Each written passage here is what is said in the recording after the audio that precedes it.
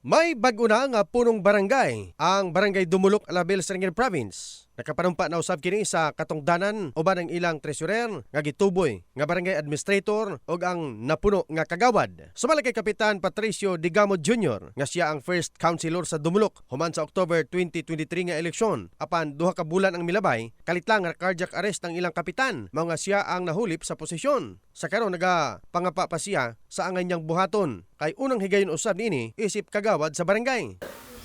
So first term pagin ako. First term. 2 months in twin pila ka days lang to. So murag dako kay akong adjustment kay murag sa kung sa kwan pa rookie pagid ko karon. Pero ako gyud paningkamutan nga makuan ako ang akong tahas. Todo suporta usab ang natuboy nga administrator sa barangay, nga kabanay lang usab sa natubing kapitan. Dili nahimo nga magpabilin siya sa pagka-tresurero kay kabanay sila ni Digamo, mao nga gituboy siya ni Mayor Salarda nga administrator.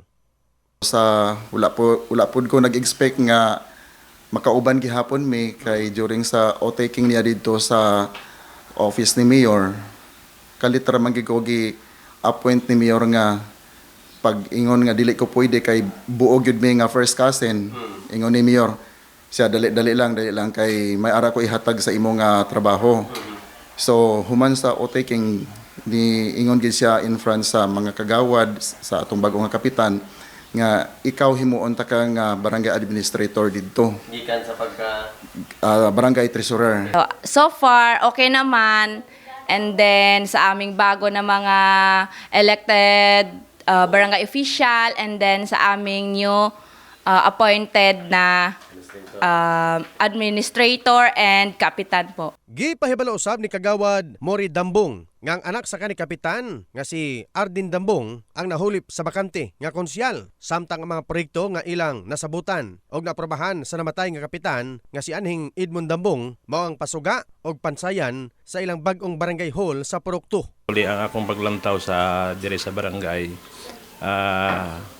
Ang unsa tong project or kuan ni Kapitan Patricio Digamo, na kami perminti ga magasuporta sa iya kay katong napa si wala pa namatay si Cap Edmond.